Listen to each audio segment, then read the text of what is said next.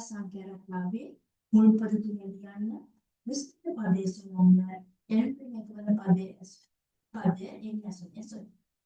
පළවෙනි පදයේ TN සමානයි 3 n ක්‍රිය 5.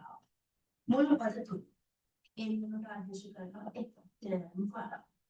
3 වැඩි කිරීම 1 ක්‍රිය 5.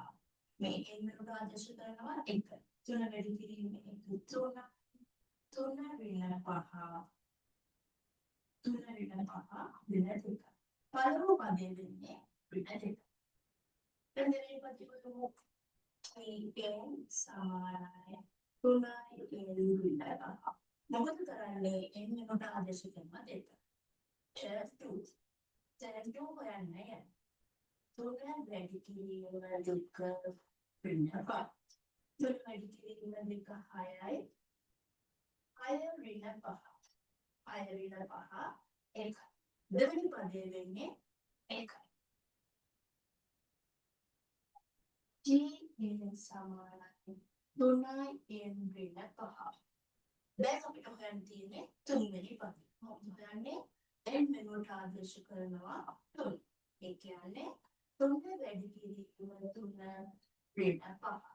3 වැඩි කිරීම 3 9යි 9 ක්‍රිය 5 7. තුනයි n ක්‍රිය 5 සංඛ්‍යාරකාවේ මුල් පද තුන වෙන්නේ ක්‍රිය 2 1 7.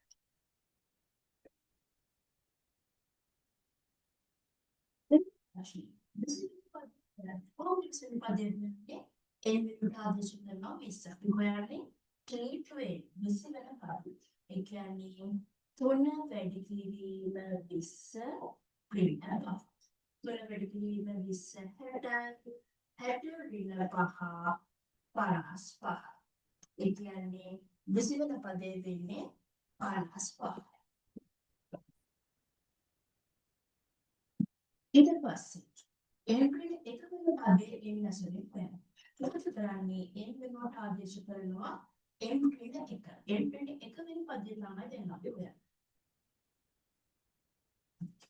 අපි තුන n වෙනුවට ගන්නේ n ක්‍රිය 1. n ක්‍රිය 1 ක්‍රිය 5.